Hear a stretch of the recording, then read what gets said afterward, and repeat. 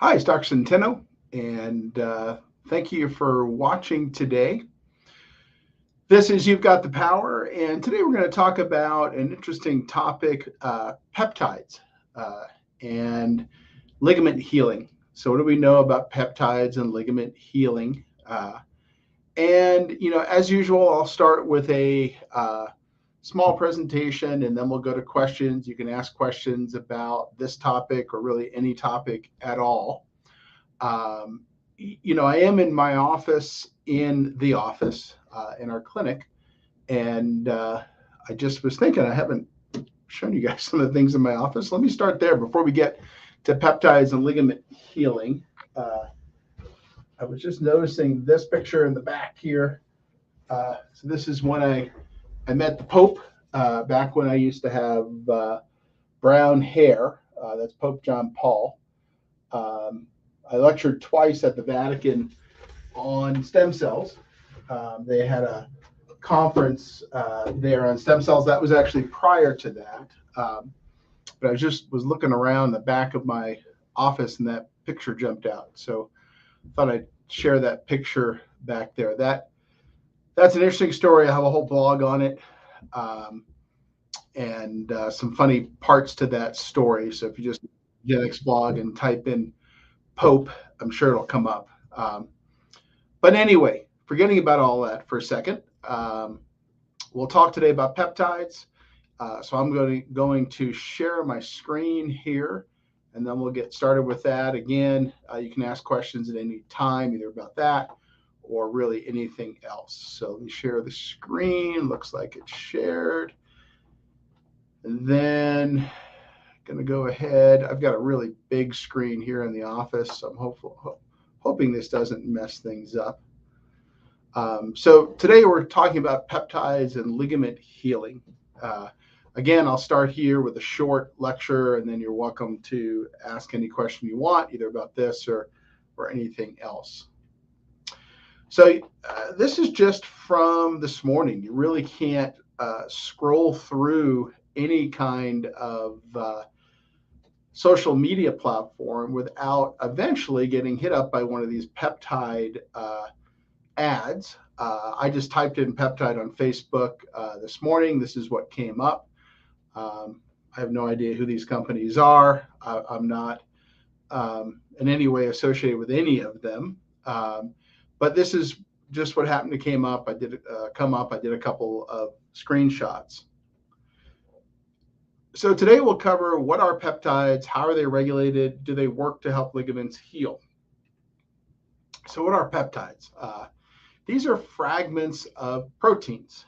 You have the individual amino acids, and you can string those together to make a peptide, and then you can string peptides together to make a polypeptide, and eventually you can string polypeptides together to make a protein.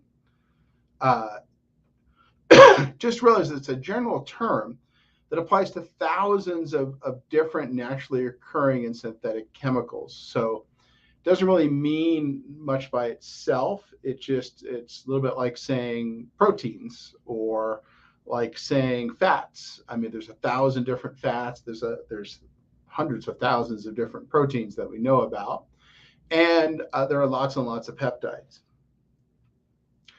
So one of the things to realize is the peptides we're discussing today are not regulated by the FDA in any substantial way. So there are peptides like Cervical, that's a growth hormone releasing peptide, that are regulated as prescription drugs. They've gone through clinical trials. The factories where those are made are regularly inspected. They've had to submit information to the FDA showing exactly what's in the bottle. But the three peptides that we'll discuss today are not regulated by the FDA in the same way. They're sort of,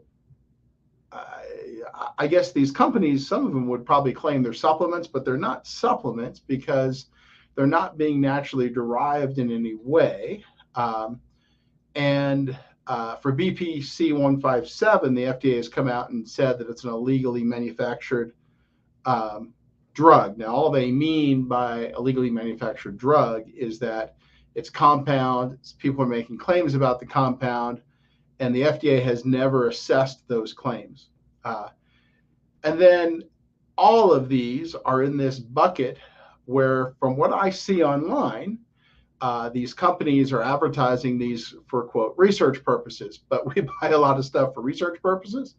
Obviously, we've got a research lab, so we buy a lot of things for research purposes. And we don't get ads for any of those on Facebook or on Instagram. So clearly, to my mind, what's happening here is the companies are trying to see if they can end around that FDA process by claiming they're selling research supplies, but they're focused on selling these to consumers, meaning when person XYZ calls up and tries to get some, for example, TB 500, they're not asking, hey, do you work in a research lab? Are you going to use this for research purposes? I would imagine these companies know exactly what they're doing in focusing on consumers. And again, because they're not FDA regulated, there's no oversight into whether anything you can buy actually contains what's being sold. And so we did these experiments not too long ago, probably 4 or 5 years ago, in our lab, where we took some things that were being sold as containing certain growth factors, and none of them contained any of the growth factors they claimed to contain. So while I can't say that we've tested these particular products, I can tell you that there's no oversight there.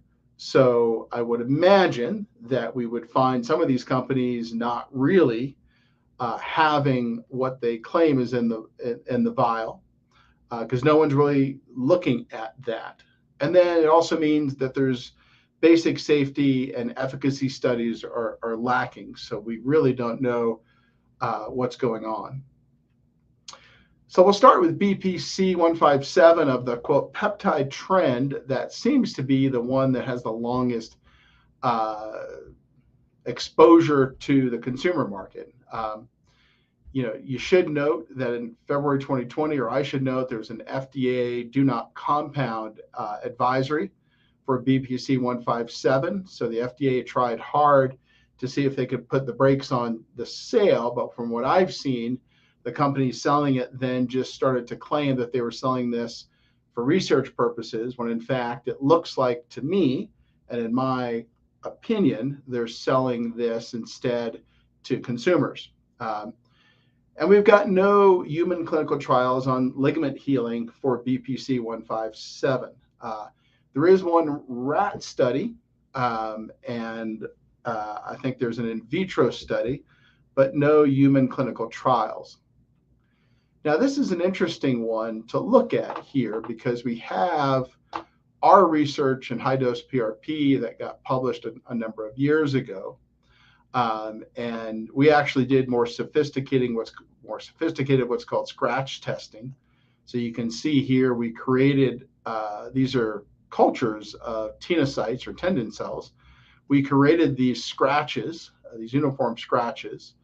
And then this is dose going up as you go down of PRP. So we were able to show that the higher the dose, the better the healing, if you will, of that. That's called the scratch test. And this is the information here. The higher the dose of the PRP, the better healing you got. Now, this BPC-157 study that was published, also a lab study, just seems to look at the spreading of the tenocytes. It didn't really get into this kind of scratch testing, which would be more sophisticated. And you can see here the effect is pretty small compared to some of the effects that we're seeing against control for PRP. So I can say pretty confidently that PRP is probably working better here to help tenocytes heal than BPC-157. Then we get into GHK-CU. This is human copper binding peptide found in human plasma, and it's released in natural healing episodes or injury episodes.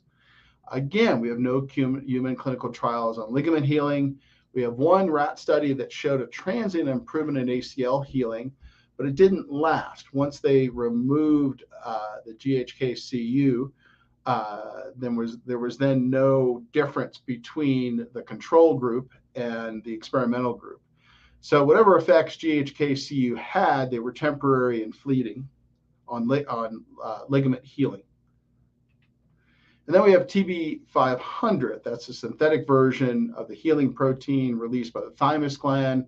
The thymus is associated with healing in general, or sort of the chemicals of youth, if you will. Again, we've got no clinical trials, and if you go to the U.S. National Library of Medicine and type this in, there's nothing that comes up. So peptide conclusions. Would I buy these for myself or a family member? I would not. The biggest reason is that I've got no way of knowing if there is in fact any peptide in the bottle, or at least what's being claimed in the bottle. The second reason is that the safety of these products haven't really been established on the most basic level with human clinical trials looking at safety. So you would need some fairly sophisticated research on this stuff. You would have to give this to a certain number of people. You'd have to track those people over a number of years. You'd have to take MRIs, blood tests, et cetera, to ensure that there was nothing untoward happening. And then the third reason is we don't have any human clinical trials on any of these products, meaning that we haven't looked at group A versus group B. It'd be very easy to give someone a placebo of this stuff versus the actual chemical to see how that impacts things like ligament, tendon healing, etc. Now, I have just begun to see sterile versions of these peptides being sold. So I am starting the process of discussing with our lab-based team, testing them against what's called a human mesenchymal stem cell assay. So we have bone marrow mesenchymal stem cells here. We can add certain things to those mesenchymal stem cells like these peptides. We can also add platelet-based products. We know how they respond to platelet-based products, and then we can see how this stuff stacks up. Should be an interesting experiment. It's not going to take all that long to do. We'll put it in the queue, but I have to see how long the queue is, because at any one time we're working on a lot of different projects, but we'll eventually get it done, and I'll eventually share the data here, and we'll probably publish the data as well. My guess is what we'll probably do to keep it fair is we will just go ahead and purchase some of these products randomly. So we'll probably get a list of all the different products that are being advertised on Facebook. We'll throw those into a big bowl. We'll pull some out, and those are the ones we'll buy and go ahead and test versus PRP, just to keep it fair to everyone. Again, this isn't a comment on what Peptide Sciences is selling. This just happened to be a picture I saw on Facebook this morning. So I've got no opinion on that. So let me go to questions now, either about this topic or any other topic. Go ahead and discard those, and we'll start taking questions here. Diana, pre-submission. Dr. Centeno, I'm wondering if progestin-based contraception, such as an IUD, can increase ligament laxity in the neck. I've seen mixed data on ACL injuries in females, but I've heard personal stories from patients with EDS, others who found progesterone caused issues or reduced EDS and CCI. Well, we don't have any documentation at all that progesterone can cause CCI, so I'm not going to go there, just like we don't have any documentation that COVID-19 causes CCI. So I think that's a leap way too far. Now, there is some research published on young female menstrual cycles and susceptibility to ligament injury. And we still don't know if that's because of the ligaments changing, or is it because of neuromuscular control issues that happen at different parts of the cycle. So we're not quite sure how that works, but I think there's been a few studies on it. So long story short here is that we really don't know, but I wouldn't endorse the idea that somehow progesterone can mess with ligaments enough to cause CCI. Now, certainly one of the things that you might consider is there are doctors that focus on hormone balancing in as people get older. So I can certainly recommend seeing one of those doctors. One of the doctor groups around here, that's a national group that we've had great success with, is a group called Centeno-Schultz, and I think they've got clinics in all the major cities. They do a really great job, and I've referred a lot of patients to them who have hormone imbalance issues. So that's something that you might consider, because that's a very individualized thing, obviously, going on. Bethany, I'm still recovering from COVID. Can you please share your thoughts of this effect COVID may have outcome?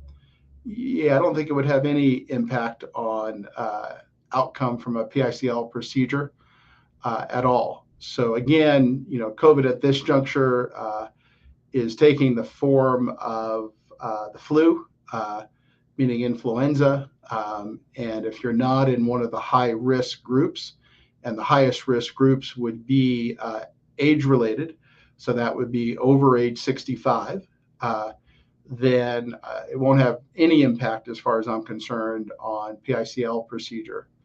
So certainly get better, but just obviously let it run its course. Bethany, do the posterior ligaments and facet joints that are injected with bone marrow at the time of PICL heal or show improvement quicker than the alar transverse ligaments that generally heal and show improvement at the same time? I think about the same time. So now sometimes if we're concerned about flare up in the patient, we'll actually not do bone marrow in the facets, because that's associated with a much bigger flare up, and we'll use high dose PRP, and that can have a quicker turnaround. So the facet joints can sometimes respond there in terms of weeks rather than months. Diana, does a Beighton score of 5 out of 9 self-assessed and gum receding signify EDS? Yeah, so not really. Let me stop sharing my screen so we can focus on that. So when it comes to getting the thumb back, let's see if I can get that on the camera.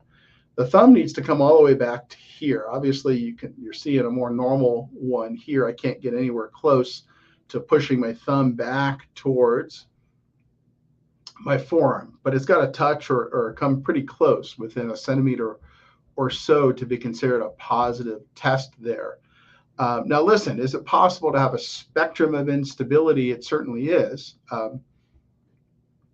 So let's say you're not unstable enough to be considered HEDS, at least using that test, but you still may have hypermobility that's causing issues. So it's all, so just realize that all of this stuff is a spectrum, and that HEDS isn't even a single disease. It's a bunch of different genetic related problems that all have one thing in common, and that's hypermobile ligaments. And then you've got subtypes, vascular, skin related, et cetera, et cetera. So it's really the idea of being hypermobile, and the Beighton test is just one way to assess that.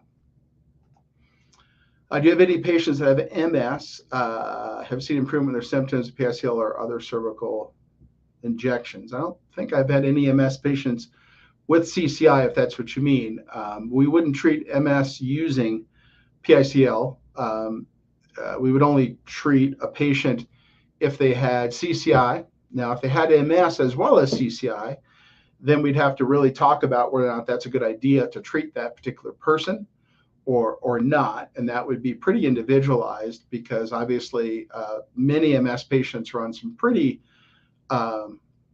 big gun, as I would call them, drugs. And many of those are biologic drugs that are anti-inflammatories that would block healing. So that would definitely be a conversation to have.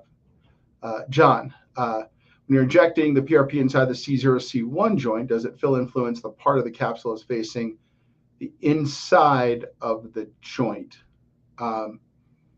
Correct, yes. So you would have, let's say the capsule is like a balloon, and it's got a structural component, and the inside, just like a knee, would be synovial lining. So it's impacting the synovial lining part of the joint. Now, for what we want to try to do is to influence movement, since many of the facet capsules aren't even competent by the time you get to be 40 or 50. The facet capsules really aren't moving the needle very much when it comes to stability. It's the bigger ligaments that are doing most of that work. John, is it normal self-inflammation from a C0, C1 PRP at day 4 post-treatment, Mark? Sure, that's pretty normal. Now, again, you have to realize that once we start getting into this day 3, 4, 5, 6, 7 time frame, we're looking at the resolution of inflammation being a pretty big deal. And what I mean by that is that the body has to be able to turn that acute inflammation around relatively quickly. And so if you notice how quickly that happens in young, healthy individuals, it happens quick. Certainly by day 3, that inflammation is starting to all go away. Now, as we get older and have chronic systemic inflammation from diet, from excess weight, from other problems we develop, then we have a harder time turning that inflammation around. So if you're getting much past day 4, 5, 6, or 7, and it's still swollen and sore, there may be a systemic inflammation issue you want to look at controlling. And one of the biggest ways to control that is weight, is to get down to absolute stone cold normal 18-year-old weight. Now, if you're already there or close to it, then we may want to look at other things that can cause out of control systemic inflammation. Deanna, can removing hormonal ID before PRP affect hormone balance or lead to poor outcomes? Yeah, Deanna, no idea there as far as poor outcomes are concerned. If there's a hormonal imbalance issue in that person, as I said, there are groups out there that specialize in that, but I don't consider birth control, either an IUD or oral birth control, to impact bone marrow concentrate outcomes based on treating, I don't know how many patients so far this clinic has treated with bone marrow. Certainly, I don't know, 5,000, something like that. We've never seen anything that would concern us with regard to female birth control and outcomes. John, have you had patients with moderate severe barbell head feeling go away after PSEL treatments? We have, but wouldn't be one of the biggest things we track. Patients would certainly tell us that, but just realize that we're frequently tracking other bigger issues like severe headaches, dizziness, imbalance, inability to stay up, brain fog, neck pain, that kind of stuff. Regenic, submitted advance by Jennifer McAllister. I don't think I'll be able to watch it live today, but I'm super interested. After a year of hip pain, I finally found out that I have tendinosis. I have occipital neuralgia, and top it off, sprained my ankle last Friday. However, I have to work today, so I'm like, yeah. So Jennifer, certainly tendinosis can be treated lots of different ways. Obviously, the first would be conservative care, getting off the area, physical therapy, etc. If that doesn't work, then PRP tends to work pretty well there, depending on what it is we're dealing with. Diana, anesthesia full needed for PRP procedure. How much radiation exposure is for posterior PRP? I'd rather the procedure takes an hour. My intro email it seems like a long time to me, assuming it's not all under X-ray, however. Oh, no, yeah, not all under X-ray. So how much we do depends on the procedure time and how many different structures we're injecting. When it comes to, for instance, facet joints in the neck, those are injected under X-ray guidance because that's a better way to confirm that you're in the joint. Total amount of time that the beam is on is probably going to be under 60 seconds, and even much less than that if we're only just doing 1, 2, or 3 joints. Now, if we're doing 6, 7, or 8 joints, all of that increases, but per joint, let me just think about what the X-ray time would be. Maybe 3 seconds a joint, 4 seconds a joint, something like that at most. and sometimes only 1 or 2 seconds joint. So that's how that works. As far as radiation exposure for most of these procedures, they tend to be in the range of what an airline pilot would get doing a frequent route cross country, meaning that as we go higher, there's less protection from the atmosphere from radiation. So pilots are actually exposed to more radiation than we are here on the ground. And consequently, we tend to see pilots get a certain amount of radiation exposure in a month if they're doing a frequent cross-country route. So let's say they're doing that 20 times or so. So it's in that range of X-ray exposure. And I think I answered that. Anesthesia is usually needed for upper cervical patients because you can't move when we're doing the C1, C2, and C0, C1. So anesthesia is usually required. In your video titled Inside Ankle Collapse, you showed your left ankle abnormally pronating compared to your right. Did the high-dose PRP injections ever resolve that pronation? Yeah, I don't have any ankle problems per se at this point. And I realized that at one point in my life, I had twisted that ankle pretty severely, and I lived in a brace for a long time, probably, I think as I maybe reported in that story, I know I've said it many times, I became a fine connoisseur of ankle braces, meaning I tried 6 or 7 different ones. I found one I loved, which was the Malleolock by Bauerfeind, whatever the company name is. But it's hard to live in an ankle brace. So eventually I got this type of treatment on it, and it's not really a big deal at this point in my life. Every once in a while I'll notice if I do crazy amounts more than I'm used to, that it might talk to me just a little bit, but nothing like it used to be. I couldn't even get around or lift anything heavy without my ankle brace on. I was addicted to the brace, and thankfully got out of that brace because that was no way to live life for sure. Virginic, submit in advance by Futchin. Can you determine the severity of cervical instability by the physical exam? Not really a severity of cervical instability. What we can determine on a physical exam would be which facet joints are problematic. We can determine, obviously, range of motion in various directions. We can look at whether or not certain muscles are causing problems, certain nerves are causing problems, certain spinal nerves are causing problems. Those are the kind of things and pieces of information we get from physical exam.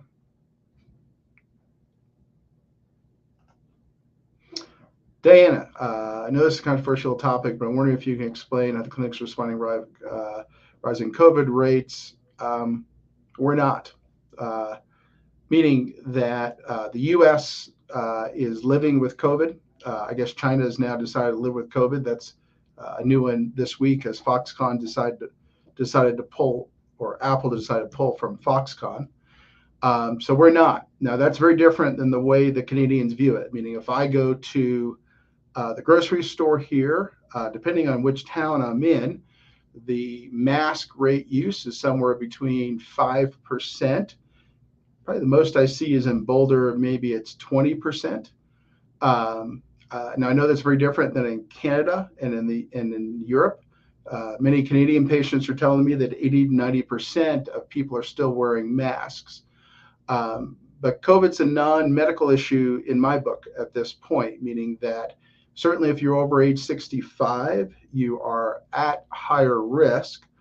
But if you're younger than age 65, you're 23 times less likely to be impacted. Long COVID is now not a thing since the most recent research.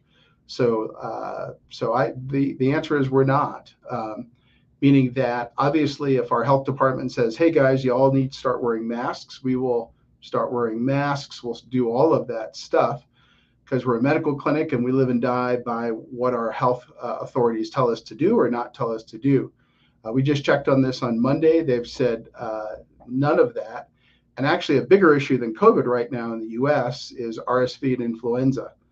And why are we seeing that? We're seeing that because we caused people to not go out and exercise their immune systems, meaning that, as we know, lifting weights can make your muscles bigger. Getting exposed to antigens makes your immune system better. So when we were all told to stay indoors, our immune systems went downhill pretty quickly. And so now we're paying the consequences of what happens when you lock up a bunch of people for a long period of time. Their immune systems can no longer handle things like RSV or influenza. So the answer is, obviously, if you come to our clinic and you are concerned about COVID, that's a personal choice you're making, and you can certainly wear an N95 mask or a KN95 mask. That's all good. When it comes to us, we had a request this week from a patient who wanted us to be masked during their procedure. We respected that request. We were masked during the procedure.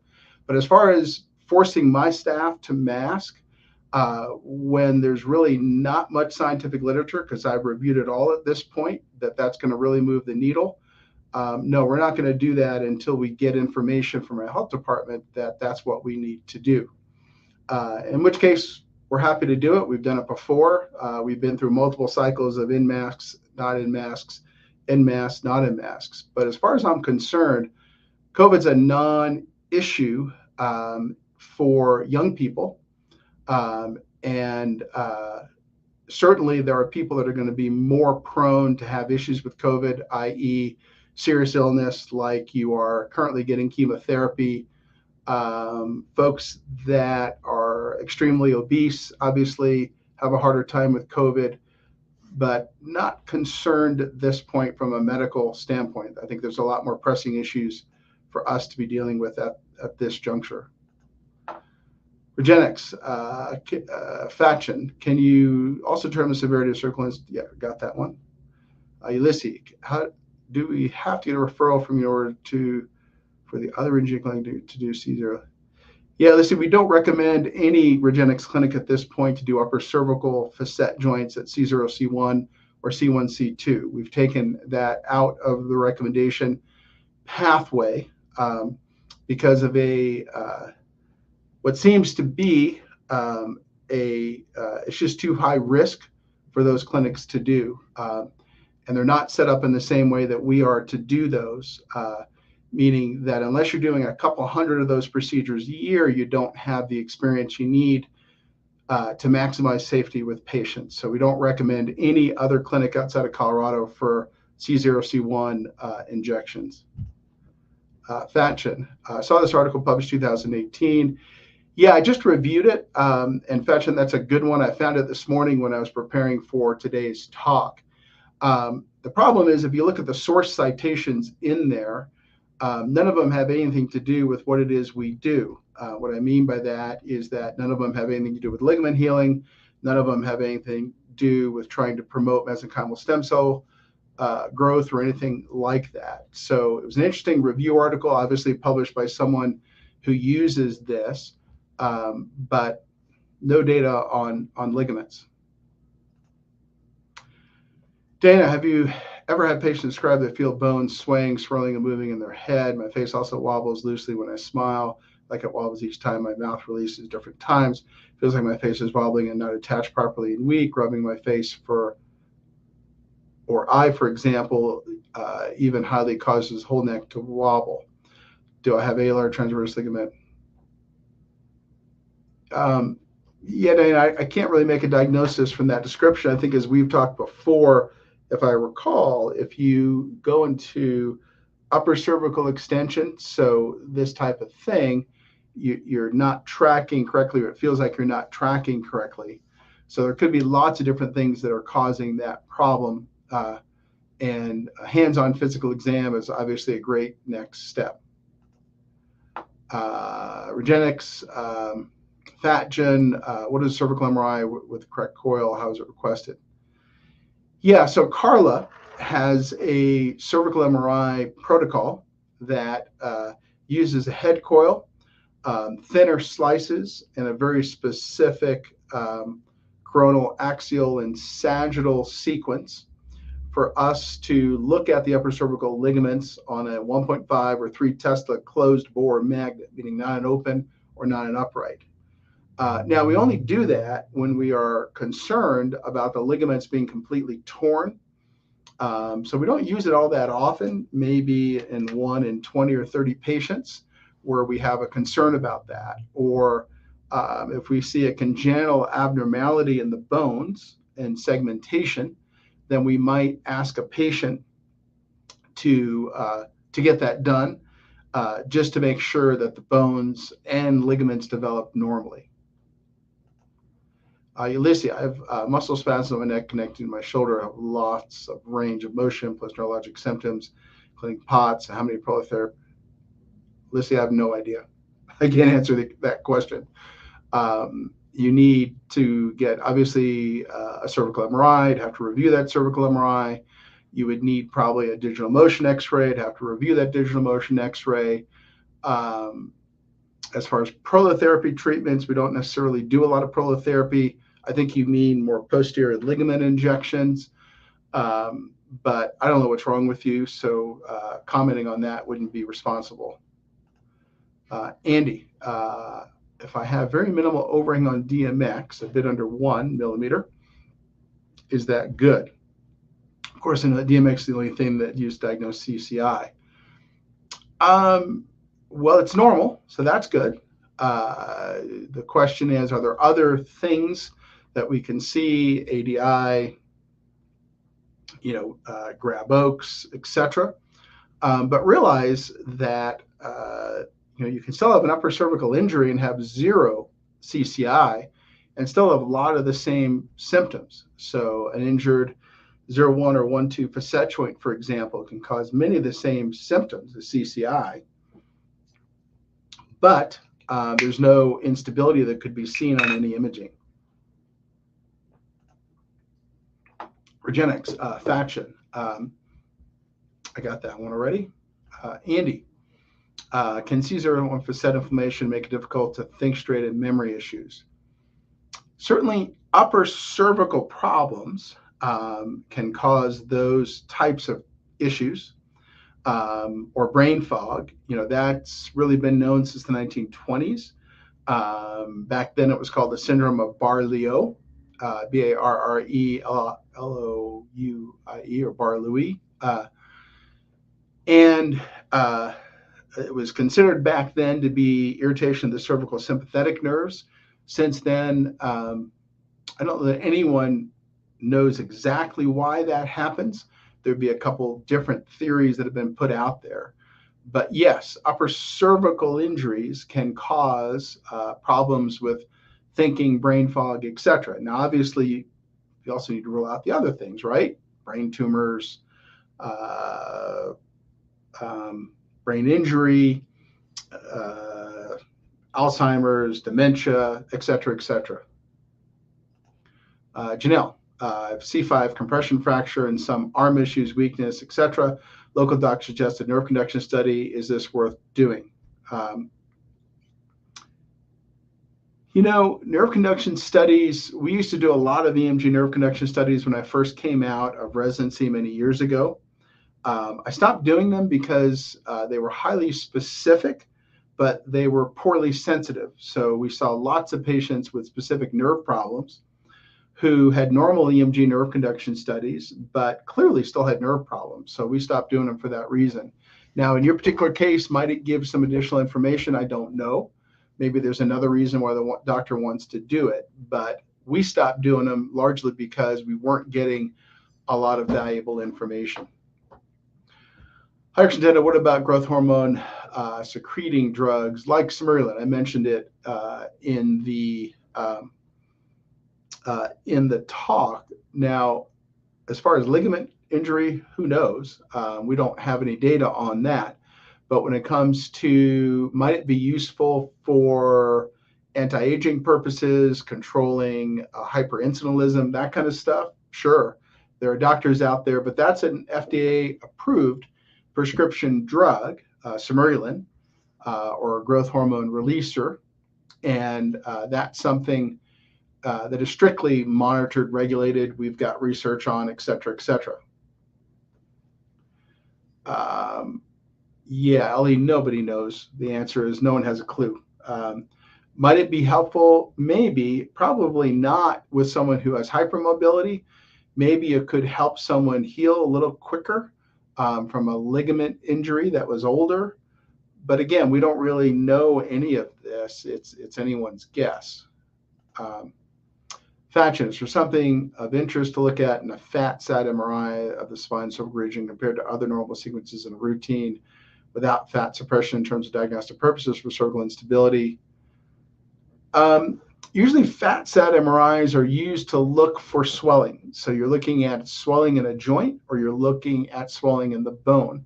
So when it comes to swelling in a joint, you're going to see that as fluid or bright signal within the joint. When it comes to swelling in a bone, you're going to see that as a bright spot within the bone. That's really the reason why that's done. Stephen, a friend who was at GCI, is taking GHK-CU, and he's doing much better with the upper cervicals. Now only he's gotten severe tethered cord symptoms. Do you see a connection? Stephen, I don't do occult tethered cord. You're talking about a tethered cord or occult tethered cord, not a tethered cord. So tethered cord would mean that his spinal cord is pulled down, and that's easy to see on an MRI. So normally it terminates at around T12. You can see it pulled down to L2 or L3. That's not what you're talking about. You're talking about a occult tethered cord, which is a concept that 99% of the neurosurgeons would tell you doesn't really happen or exist. So when it comes to quote tethered occult tethered cord symptoms, we have no test for occult tethered cord, and there's 500 other problems that that impinge on that collection of symptoms. So, I don't know what's going on there. GHK-CU, again, we don't have any data on ligament healing. Did it have anything to do with why upper cervical injections helped? Does he really have occult tethered cord? Probably not. So there looks like more information needs to be gathered there. Ulysses, can I go to a chiropractor like upper after prolotherapy treatments? Ulysses, I don't know what you need, so I'm not going to comment. Regenix, Fatchen, during IV fluid sedation for PICL or posterior PRP, if I remember correctly, is it possible to measure the ADI in a situation when the muscle guarding is off? Yeah, not the overhangs, but we can easily see the ADI. So for instance, of the 6 PICL patients we did this week, I noted 1 or 2 where they really had their ADI open when they were put to sleep. 1 in particular had their ADI open when they were put to sleep. So that definitely happens, meaning that it doesn't even look that bad on flexion extension x-rays or on DMX, because the muscles are actively guarding. But if you put them to sleep, you take the muscles offline, you can see that. That is something we can see. Now, as far as doing lateral bending with the patients to sleep, I wouldn't feel comfortable doing that, simply because many of my patients that would end up causing probably a prolonged recovery. They haven't moved their head like that, especially involuntarily, in a long time. How does sleep apnea impact all of that? That's a good question. Andy, you made a video on PAOM. In that video, you have a CRM image showing contrast dye filling PAOM. It's partially torn. You use PRP or BMC on this patient. Did it work on that patient? Andy, I don't remember that patient offhand, so hard for me to tell you about that particular person. We treat PAOM all the time, and it's usually pretty successful. But it's also adds some risk, because PAOM is right up against the dura.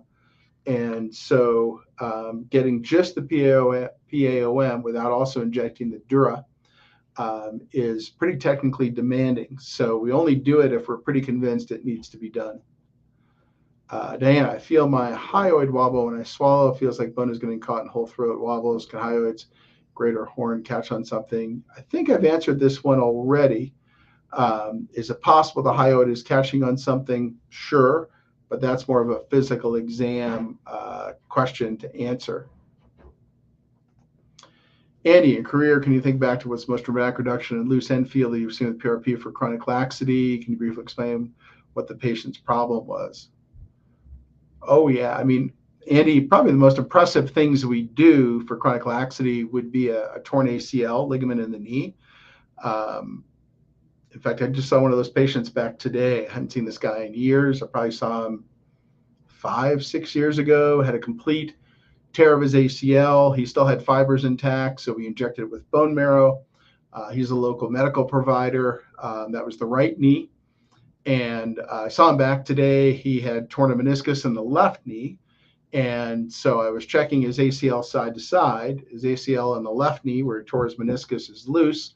His ACL on the right knee has zero drawer, normal tibial rotation, dramatically different than his quote good knee now that he just injured. So that's probably the biggest change we see, right? Because you can easily pull forward on the tibia.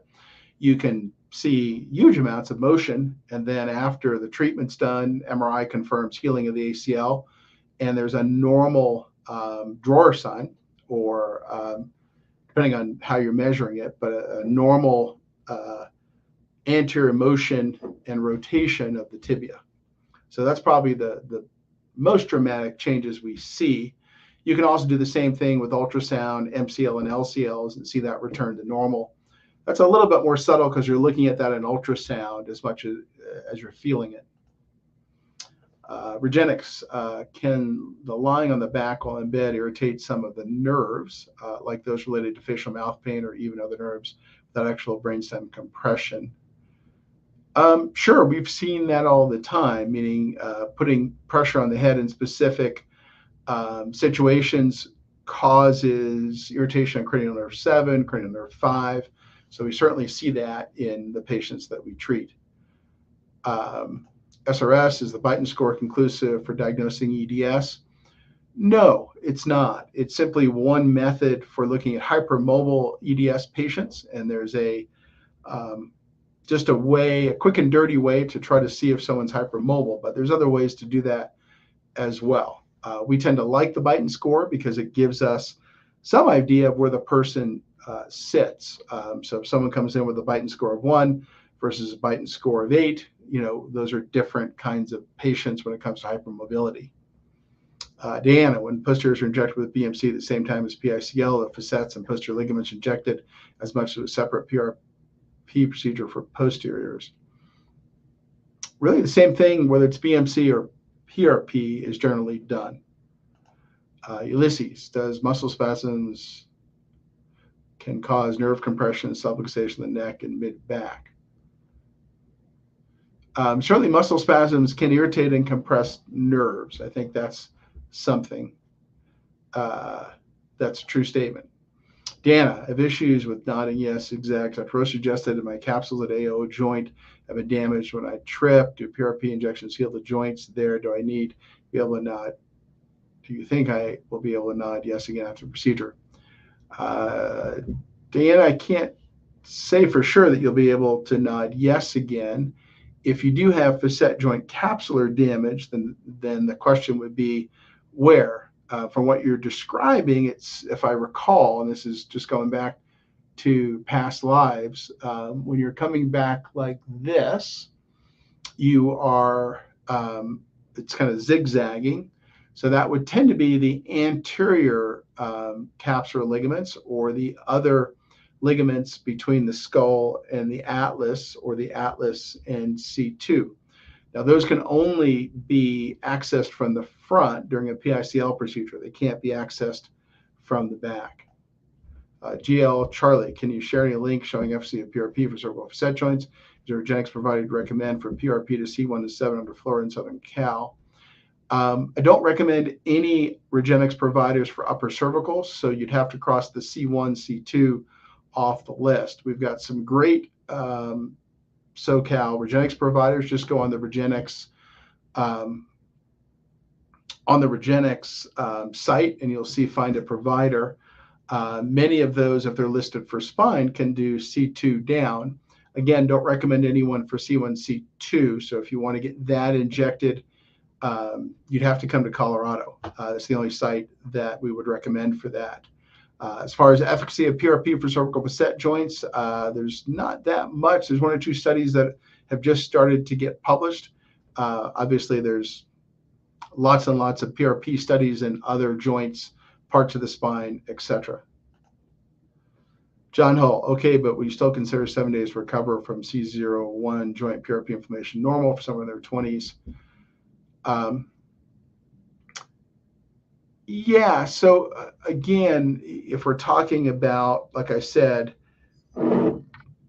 days 4, 5, 6, and 7, once we get past that day 7 mark, I would start to get concerned that there's a long-term systemic inflammation issue that's got to be looked at. But as I've always said, 3 to 7 days to recover from most of these procedures is not abnormal. Michael Morano, I think it should be noted that patients seek upper cervical evaluation from knee chest chiropractor or Blair method chiropractor before seeking prolotherapy. Certainly any upper cervical chiropractor, and we refer a lot of our patients to upper cervical chiropractors, it's definitely something to try, absolutely, before any type of injection therapy. Again, I always talk about that ladder of invasiveness. So starting with the least invasive things, chiropractic, physical therapy, etc. And then if that doesn't work, you can go to the next level. If that doesn't work, you can go to the next level, etc., etc. Michael, I was treated for prolotherapy and walked into upper cervical chiropractor with a significant long-standing subluxation. Not sure if there's a question I can answer there. All prolotherapy should come after balancing the body unless the doctor will prescribe prolo and upper cervical simultaneously. Yeah, Michael, most of our patients see upper cervical chiropractors. I would say about 60% of them swear by it. And so we always tell them to continue their upper cervical chiropractic. Now they're coming to us because they never got full relief there, or it only lasts short periods of time because of the instability. Gotcha. Yes, I think I answered that one. Edwin, I've been considering getting Regenexx SD in the lateral aspect of my ankle, but I have a big chunk of arthrofibrosis in the medial side of my tibio-talar joint. There's a risk that the stem cells could cause the fibrosis scar tissue to grow. I've heard that PRP and BMAC injections can diffuse up to 1 inch. Well, so if you're talking about injecting the ankle tibio-talar joint, that's going to go medial and lateral throughout the joint. And that joint's, in most people, is bigger than 1 inch. As far as making arthrofibrosis worse, I need to know more about why I have arthrofibrosis. I'm assuming you have that because you have prior surgery, which then can muddy the waters about whether or not these procedures might help. Gotcha, Michael. Brittany, I had jaw pain and muscle pain on my jaw during my physical exam. I decided not to do any TM injections, time to PSL. Just wondering if I could see the improvement in jaw pain from PSL. You can. So if we're not injecting TMJ or the TMJ, I think we were concerned about overloading. We're usually concerned about overloading the patient with too much. And in addition, a high percentage of time, probably 60, 70% of the time, the TMJ issues, if they're not severe, go away because they're being caused by the CCI. So that would be the rationale or the likelihood that that's going to happen. Dan, during the weeks post upper PRP, how often can we see AO adjustments? If you currently see an AO chiropractor and that helps you on the short term, we would recommend going back to that AO chiropractor and continuing that treatment throughout. So how quickly can you do that? It's really determined by how quickly you can tolerate it. So for instance, it's not uncommon for us to send a PICL patient the next day for an upper cervical adjustment if they've been sort of moved out of place by the procedure. So it's fine to just play through with that type of upper cervical chiropractic. Sure.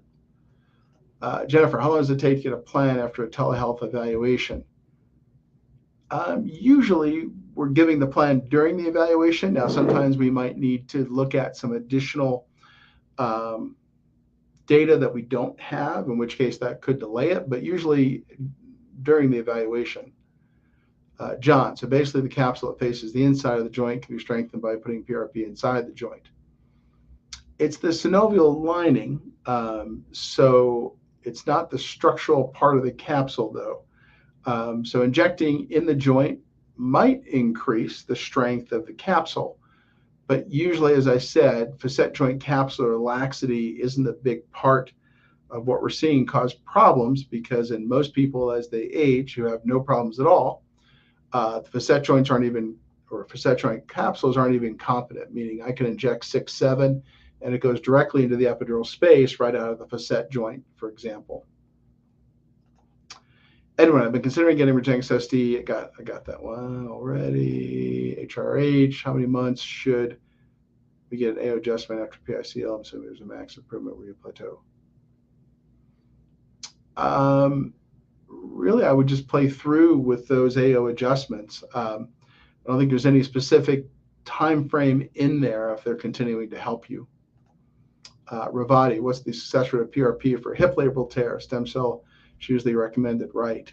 A lot depends on what's going on. Again, Ravati, be very, very careful. I think one of the biggest scams in orthopedic surgery today is hip labral issues. I've published countless blogs on that topic, meaning that, for instance, we know that meniscus tears are a scam now, meaning that the research is very clear that by the time we get to middle age, most of us have meniscus tears. They're about as common as wrinkles on our face as we age, and about as important as wrinkles on our face, meaning they don't have any clinical significance. Now, meniscus tears have launched millions of knee surgeries, and now many, many years later, as we look at that data, if we had to do over again, we wouldn't have done any of those meniscus surgeries. I think that labral tears are the meniscal surgeries, or labral tear surgeries, or the meniscus surgeries of the next decade. So eventually, I think we'll find the same thing, that labral tears are extremely common. We already know they are based on research. So be careful with the concept that the labral tear is causing your problem, because we don't have good data that actually shows that. We know that labral tears are common in people who don't have symptoms. So be careful there. So I don't know whether or not PRP might help you, because I don't know what's causing your hip pain. But I wouldn't assume it's a labral tear. GL Charlie, MRI shows straight lordosis, and DMX shows 2 millimeter overhangs, 1 millimeter translations.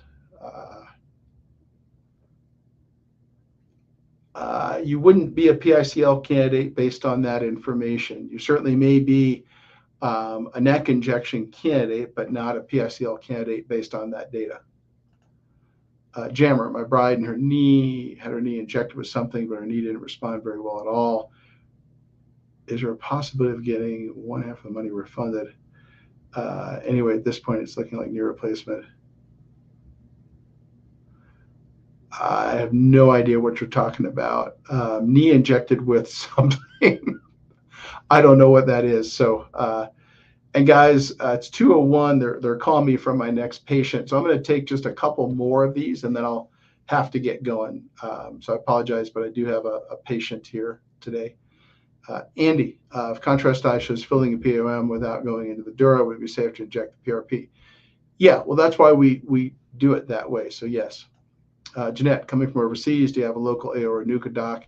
We do, Jeanette. Rigolab, does testosterone estradiol or a certain combination between them can help with connective tissue healing? Also, our thoughts on copper supplementation. We have no data that shows that adding testosterone can help. As to whether or not supplementing testosterone can help, we don't know, but it could. Stephen, in here in Germany, collagen peptides are freely available for sale. Would you recommend them in addition? No, I wouldn't. Aaron, how extensive the testing for a plan is put into place? You're going to need at least a DMX and at least a cervical MRI. Obviously, if we have other concerns, more tests than that. Okay, guys, that was them calling me into a procedure, so I'm going to get going and do that. Appreciate everyone's time today. Very great questions, and you all have a fantastic weekend. I think I'll be here on Monday. I don't think there's any reason why I wouldn't be. So I will see you same bad time, same bad channel on Monday. Thank you.